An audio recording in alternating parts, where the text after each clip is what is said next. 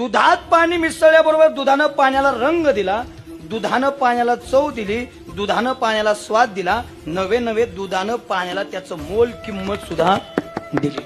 आणि आता ते पाणी मिश्रित दूध आमच्या आईच्या हातात आलं. आईनं पातेल्यात ओतलं, गॅस पेटवला आणि गॅसवरती ते पातेलं ठेवलं आणि हळूहळू आई पातेलं आता तापायला लागलं. जसं पातेलं तापायला लागलं तसं दूध हळूहळू बाहेर यायला लागलं. पण बाहेर येत असताना पाण्याला सहन झालं नाही. पाण्याने विचार केला, मी दुधाच्या सोबतीत गेलो, त्यानं मला रंग दिला, रूप दिला, स्वाद दिला, चव दिली, नवे नवे त्याचं मोल दिलं, आणि तो जर मला एवढं देत असेल तर त्याला मी संपून देऊ कसा. आता पाणी वाफेच्या रूपाने बाहेर यायला सुरुवात होती, बरोबर ना.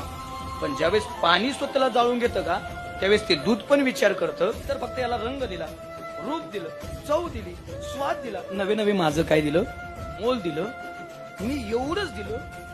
पण हा तर माझ्यासाठी स्वतःचा जीव देतोय ना. मग आता मी या पाण्याला संपू देणार नाही. आई ते दूध काय करतो माहितीये का, पातेल्यातून उतू येतं आणि ज्या गॅसनं दोघाला पेटवलंय का त्या गॅसला डायरेक्ट विझवून टाकतं. याला म्हणतात मैत्री.